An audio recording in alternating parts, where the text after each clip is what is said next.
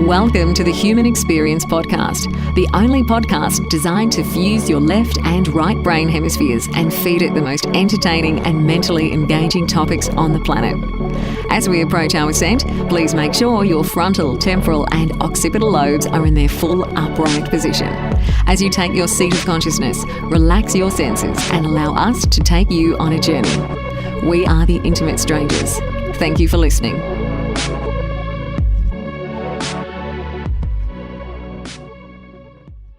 So in these Ganzfeld experiments, you have a relatively small effect, but we know with high confidence that telepathy, as demonstrated in these experiments, occurs.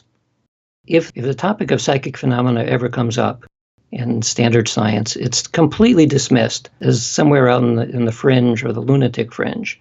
And so you learn very quickly, you don't talk about this stuff. One of them picks up his gun, points it point blank in the face of the other person, and is pulling the trigger.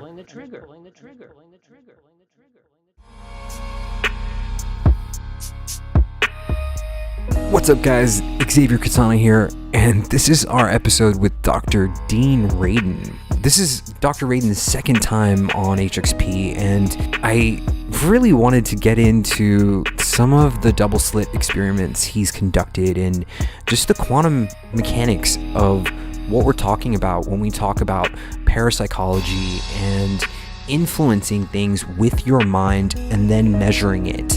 Who else to bring on than Dr. Radin to talk about such things? And, Dr. Radin is not making any assumptions with this. He is very much a hardcore scientist, and that's what I love about speaking to him. He's great at that. So thank you guys so much for listening.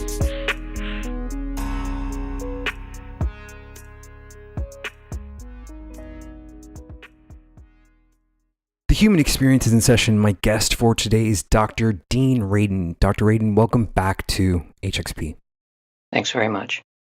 I want to bounce right into experiments that you've done just because we've done all the intro questions.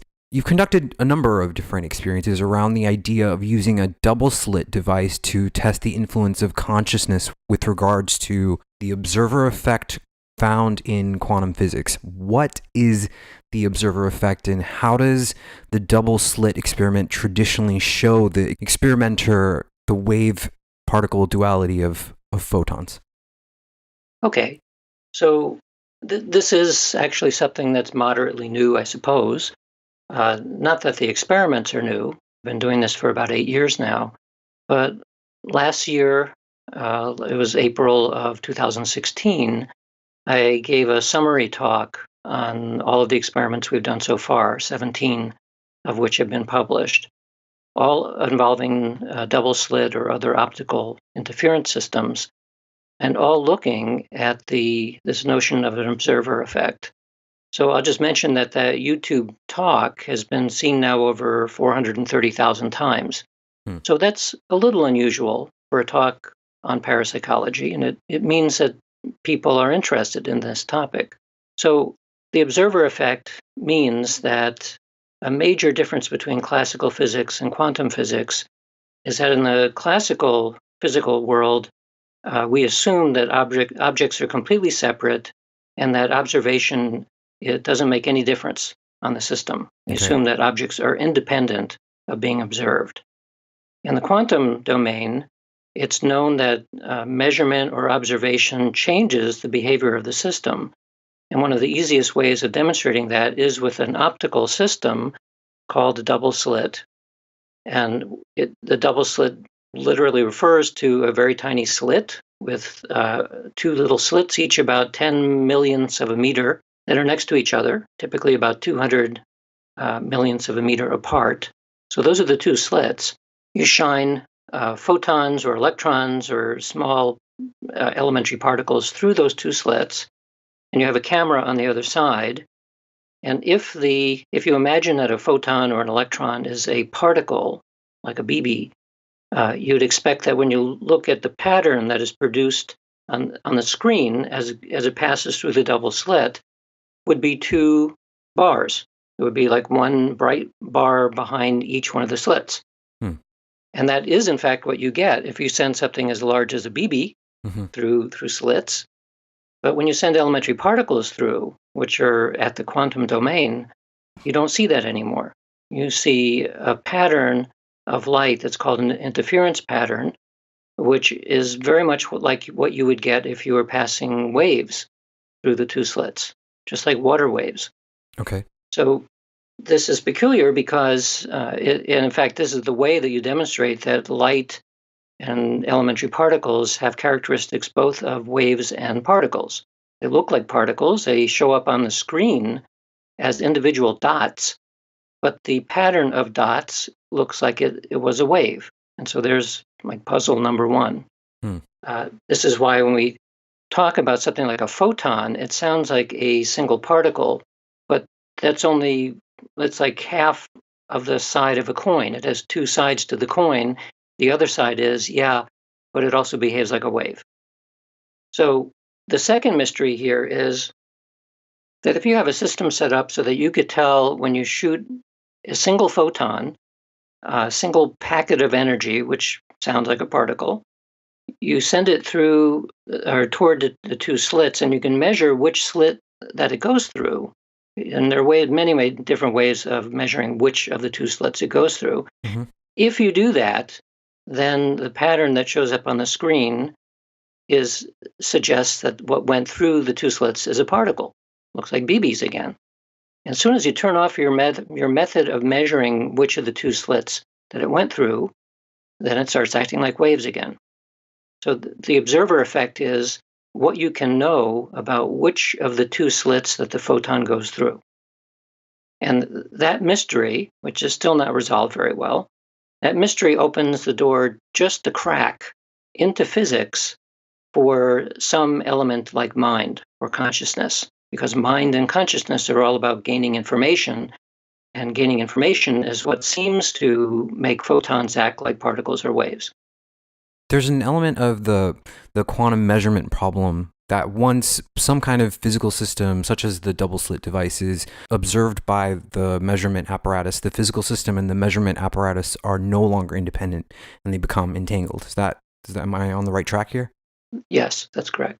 If this wasn't strange enough about where the measurement ends and where the quantum becomes a more classical understanding of what's going on, what is the von Neumann chain? Well, John von Neumann was not one of the founders of quantum mechanics. He came along maybe 15 or 20 years later, but he was a mathematician who put the mathematical foundations of quantum mechanics on a firm foundation. His book on the mathematical foundations of quantum mechanics is basically the Bible of quantum mechanics.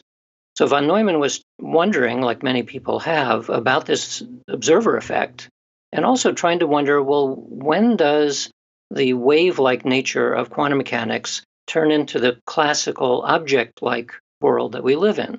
Where does that happen?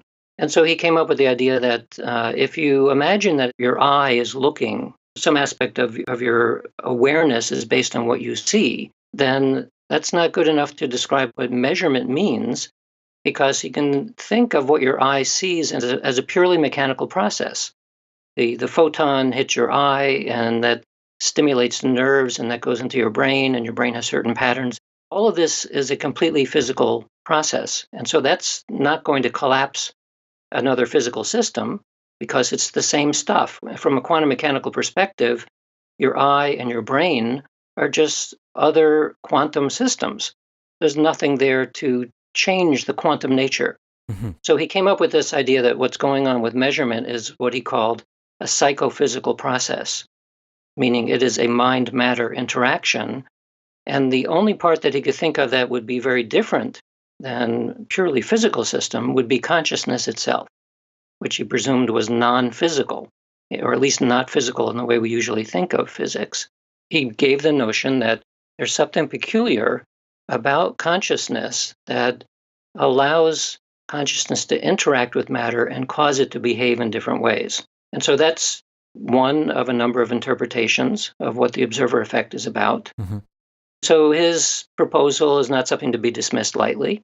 And more importantly, it's a testable idea.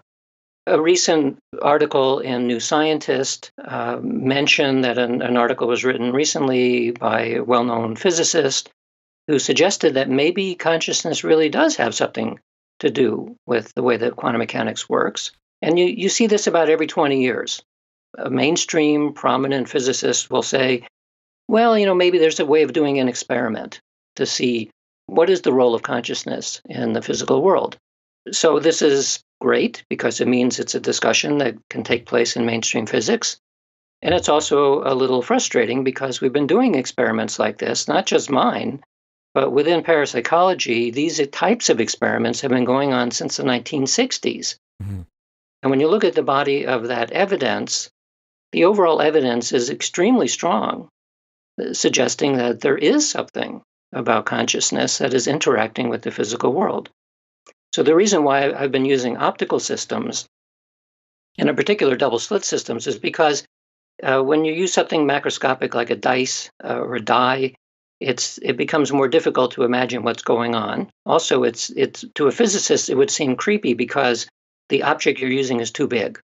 Like it's a macroscopic die, which is big. Mm-hmm. So in the 1960s, a physicist came up with the idea of using a random number generator. And so his experiment was explicitly looking at the notion of whether the mind interacts at the quantum level with quantum particles. And his experiment suggested that they did. So that gave rise to 40 years of people doing experiments involving random number generators as the target. And overall, those studies provide evidence that something's going on. So what we did is simply take it into another level by using the optical systems, which are now much closer to what most physicists are familiar with. Even the analysis that we're using, the measurements, everything else is very similar to what you'd find in Physics 101. So to make a very long story short, we've done these 17 experiments now. We do get strong evidence statistically that minds directed at double slit optical systems will cause the interference pattern to change a little bit, but statistically quite robustly. And even more important, whenever you do an experiment like this that's challenging what people expect, you can't rely on any one laboratory to make a strong case, because a person from the outside will look at it and say, well, if that effect is true, it's a breakthrough. It changes our notion of the way that we think reality works. So I don't think we're going to believe you until somebody else comes along completely independently and replicates it. So I'm happy to say now that a colleague at the University of Sao Paulo, we sent him some equipment, we sent him a double slit and a few other items, and he constructed his own double slit system from scratch, did experiments using advice that we had developed over the years, and he did a successful pilot study and now a formal replication, both of which were quite significant statistically, even to the point now that we've begun to discuss the possibility of a technology based on the use of a double slit system that would be essentially a detector of the mind. So we're testing conscious awareness with this double slit test. How far away do you think we are from seeing this sort of leap in human consciousness? How can we detect that measurable change? And, what are you doing to affect the human factor while this experiment is being conducted? Well, those are two quite different questions. So the first question is, how do you know, I think, if I interpret it correctly, how do you know when the paradigm is changing? Mm-hmm. Is that a fair restatement? Yes, yeah. Okay, so in that case, there's two ways of thinking about why paradigms change. One is that you can imagine a line going, and this is the current paradigm, and all of a sudden there's a state change and like a step function, and now we're in a different paradigm. That's a sudden change. That happens occasionally, but pretty rarely. What's more likely is that you imagine that we're sort of bubbling along with a certain paradigm, and there's a huge status quo that wants to maintain that paradigm because a lot of careers have been made using that paradigm. So when anything comes along that seems a little strange, there's a lot of resistance against it because people don't want their careers to change. So there's resistance and the resistance, but the evidence keeps building. And so you can imagine something like a slowly increasing exponential curve. Then it goes almost straight up. At that point, it becomes like a step function, and you get a change very fast. But it takes a long time for this exponential build to occur to get up to that point. So I would say now that if you imagine that we've been in a flat paradigm or a uniform paradigm for a long time, that we are definitely going in the direction of a shift. And so at this stage, where previously it may have taken a half a century or a quarter of a century, it's shrinking now. So maybe now we're in a matter of a decade or half a decade before you start to see major changes. And there are a number of reasons for this. One is that even 10 years ago, most physicists thought that quantum processes were completely irrelevant in understanding living systems. Well, that's no longer the case. There's a whole field now of quantum biology. As quantum biology continues to advance, soon people are going to find that it's operating in an important way in neurons. And the moment somebody sees that there's quantum effects in neurons, it's not a very large leap to the brain. There are already people thinking about quantum mechanics in the brain. Mm-hmm. From that point, it's not a big leap to speculate that some aspects of brain function are not located in space or time, because that's like the key mystery of quantum mechanics. It's not in space-time, outside of space-time some way. And that would mean that our brains are mostly localized, but some portions of our brains are not in space or time. Well, cast into other language, it sounds almost exactly what we describe as mystical and psychic experience. It's a portion of your brain which is not inside your head. It's outside somewhere. So this used to be a fantasy. I was writing about this maybe 25 years ago, projecting that at some point we're going to get to the stage where it could be predicted that things like telepathy and clairvoyance and so on should occur based on what we know about quantum mechanics in the brain. So that's like one area. Another area is that there's a growing trend in most of the hard physical disciplines and in biology, which are suggesting that if we're trying to understand the ultimate basis, like the foundation upon which all of science rests, 20 years ago, most people would have said, well, it rests on physics. It's matter and energy. Today, you get many different kinds of answers.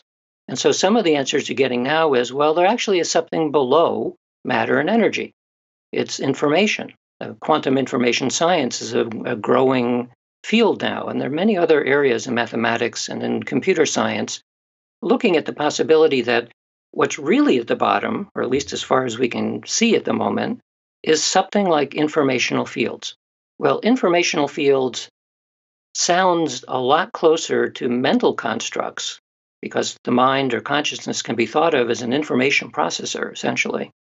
The gap between mind and the ultimate physical substance is beginning to close. So it becomes more and more plausible that there's something peculiar about consciousness and information that might make it more fundamental than space or time. You can see from afar that they're beginning to converge toward what more and more people, including well-known philosophers, are saying, that there's something fundamental about consciousness. It's not just being a production of the brain. It's more fundamental than that. Well, if we continue to go in that direction, as I think we will, then at some point, consciousness as fundamental will be accepted. At that point, suddenly the whole domain that we currently consider to be anomalous, including everything in parapsychology and mystical experience, will suddenly be viewed in a new light. And in that light, it's not anomalous at all. So if science and religion both have pretty strongly rejected the notion of ideas like magic and psychic phenomena. From a religious perspective, it was banned as demonic. And it was banned in science because science focused on the external world and didn't really have ways of understanding what was going on the inside. Mm-hmm. So science and religion are two primary holders of our knowledge of reality. They both rejected the notion of psychic phenomena, magic, all of those ideas. And as a result, has been extremely slow in a modern sense to begin to understand these things in a new way. Fortunately, science is not locked into dogma. Its aspirational sense is to be open and exploratory and change as new data comes along. So we now have scientific data that's basically pushing the paradigm so that eventually it will begin to see reality and ourselves in a new way. I want to talk about the GANS field. How does that work when you're doing an experiment and testing that field for telepathy? Can you describe that for us, please? So the GANS field is a German word meaning whole field. It was developed by Gestalt psychologists in Germany in the 1930s or so. And the idea was that you want to create a homogeneous, low-level stimulation. Because at the time, the alternative is to put somebody into a sensory deprivation chamber, like a flotation tank. This does very much like that, except that you don't need to be floating in water and difficulty. So instead, you sit somebody down in a comfy chair, you have them put on headphones that play white noise, so there's no pattern. You have them put on a half of a ping pong ball over each eye, keep their eyes open, and then shine a red light in their face. Mm-hmm. And so they can't see anything, they can't hear anything, but they're fully awake because they are getting a stimulation. It's just one that has no pattern to it. And after a few minutes in that state, maybe 10 minutes, most people, because they're not allowed to fall asleep, you begin to go into a hypnagogic state. It's like a waking dream state. And that's exactly the kind of state that you want someone to be in a telepathy experiment where they're playing the role of the receiver of the telepathic information. Because the idea is that you become exquisitely sensitive to any subtle impression that might arise.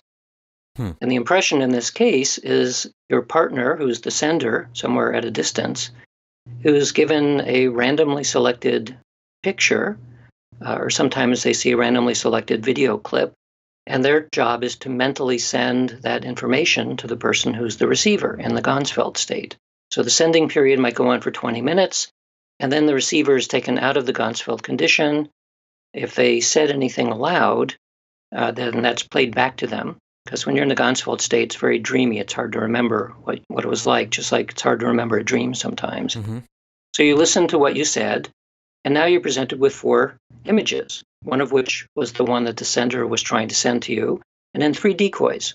So since the original target image was randomly selected, there's no way that either the sender or the receiver could have known in advance what the image is going to be. So the best that the receiver could do in this condition, if there's no telepathy, is guess correctly 1 in 4 times. In other words, a 25% hit rate. So this experiment has been done over 4,000 times, and the overall hit rate is approximately 32%. Well, it doesn't sound like much from 25% to 32%, but that's 7%, given the 4,000 sessions that have been conducted, means that the odds against chance are beyond a quadrillion to 1. A 1,000 trillion to 1, that it's a chance effect. So this, and among other things, shows the power of statistics. Get enough data, even if you have a small effect, after a while you gain very high confidence that the effect that you're seeing is real. So in these Gansfeld experiments, you have a relatively small effect, but we know with high confidence that telepathy, as demonstrated in these experiments, occurs. And it doesn't explain what telepathy is, but it says that what people report in the real world as apparent telepathic connections, that can also occur in the laboratory under highly controlled conditions. Is there an experiment that you've done that kind of blew your mind in the largest way? Is there anything that you can recall that did that? Well, they all do that. Okay. You see, because I had a completely traditional scientific training, and if the topic of psychic phenomena ever comes up in standard science, it's completely dismissed as somewhere out in the fringe or the lunatic fringe. Right. And so you learn very quickly, you don't talk about this stuff. You don't even know that there's any literature on it. And if you do know something about the literature, you dismiss it. You don't even look at it. So that's what I did up until about the end of graduate school. And I eventually started looking into it in more detail. And I became impressed pretty quickly that there was evidence. There were proper ways of looking at experiments of this type. And I started doing experiments, and to my initial surprise, I was getting interesting results, similar to what other people had reported. So that was the first hook for me, that you can use proper scientific methods and get evidence suggesting that these kinds of effects are real. But I would say then, as just to give you one example of a translation from an experience that somebody had into an experiment that gave pretty robust results. A friend of mine told me once of an experience he had, which I call presentiment. It's like precognition, except that precognition has the word cognition in it, which means that you are consciously aware of the effect. Presentiment is information from the future, but it's a feeling. That's what the sentiment is about. So presentiment means pre-feeling, but without cognition. Mm-hmm. So the way you'd measure that is to measure aspects of your body physiologically, skin conductance, pupil dilation, heart rate, things like that. Right. These are useful because they show what's happening below the level of conscious awareness. And there's a lot of data now suggesting that all psychic phenomena bubble up initially from an unconscious state. So the story was this.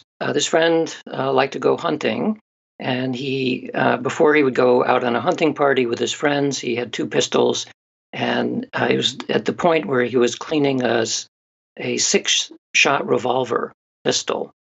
And he would always keep 5 bullets in the cylinders and the hammer over the empty 6th chamber to make sure that in case it was jostled, it wouldn't accidentally fire. Mm-hmm.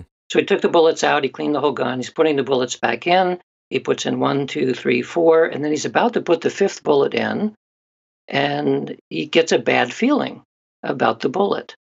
And so he doesn't put it in, and he sets it aside. So 2 weeks go by, they go out hunting, the folks come back to the cabin, and they start drinking, which you shouldn't do if there are firearms around. A fight breaks out between 2 of his friends, and one of them picks up his gun, points it point blank in the face of the other person, Wow. and is pulling the trigger. Wow. And in this type of revolver, the hammer goes back, the cylinder revolves, and then the hammer hits the next bullet. So this is happening, and of course my friend intervenes. He jumps in between the 2 to try to stop it, but it was too late. The trigger had been put all the way back, and the hammer is now going click onto the 5th chamber. It went, because the cylinder turned, onto the chamber where he did not put the bullet. Right. And he realized at that point, if he didn't take that bullet out, he'd be dead. So it's as though that moment of shock had rippled backwards in time to 2 weeks before, where he's holding the bullet and he got a really bad feeling about it. Well, he didn't have any sense of why. He just felt it was wrong somehow. So now you'd say, okay, this is a real life experience. People have these kinds of things happen. In any given case, you could dismiss it as a coincidence. So we said, okay, maybe it's not a coincidence. Maybe you really do get a sense of important things in the future. So we want to simulate that in the laboratory. Well, in a laboratory, you can't put people at risk for real, but you can simulate it. So what we did was we sat somebody down in front of a computer screen, wired them up to look at skin conductance and heart rate and blood pressure. And then they would press a button, and 5 seconds later on the screen, they would see either a very calm or a very emotional picture. The very emotional picture was like standing in front of a gun that's about to shoot you in the head. And the very calm picture is a control. And the question is, if the future is somehow rippling backwards to you and affecting you at an unconscious level, then before a calm picture, you shouldn't show much of an effect. But before a very emotional picture, maybe your body begins to react to it.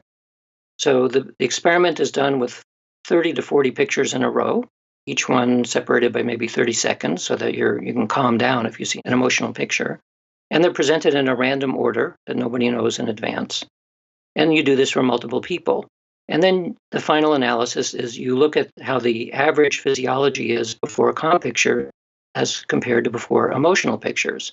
And to make a long story short, we did that experiment. We got very strong evidence that people were much more emotional before the emotional target than they were before the calm target. So as often happens, I presented this, and my colleagues said, that's ridiculous. This is way too good of an effect. We don't see effects like that in experiments. So fortunately, a few began to try to replicate the effect, and they were able to flash forward 20 years into the future. And there are over 40 replications by labs around the world.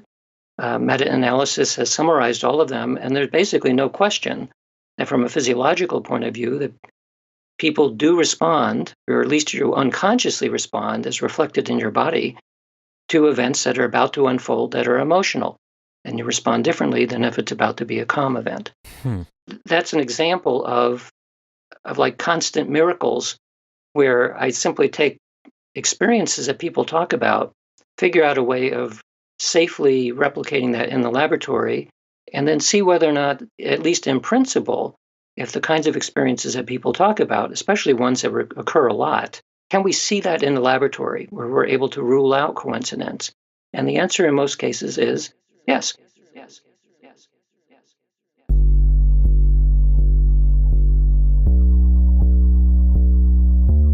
You have been listening to the Human Experience podcast.